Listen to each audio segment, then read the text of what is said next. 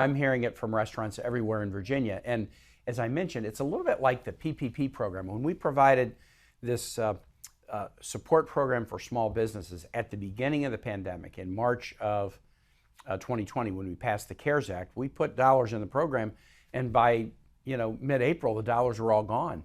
And a whole lot of businesses had applied, and the funds were already depleted. And that's why we've done successive rounds of PPP, the Paycheck Protection Program.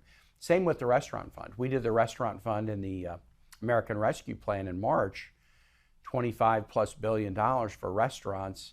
Pretty straightforward. Show what your 2019 gross revenues were, show what your 2020 gross revenues were, and you can get the difference.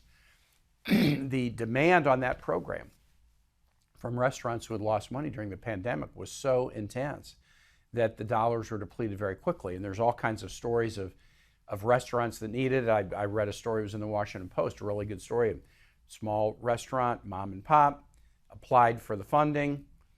They made a small kind of a technical mistake or something on the application. It was easy to correct, but by the time they corrected it, the funds were already gone. And so you have restaurants and communities might be across the street from each other. One was able to get the restaurant fund and one wasn't.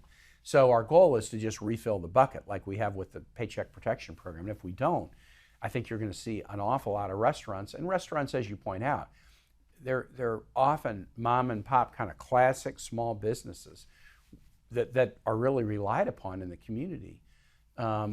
The number of people who really relied upon takeout food from restaurants during the pandemic really skyrocketed. Restaurants couldn't do indoor dining, but they really met a need with takeout service.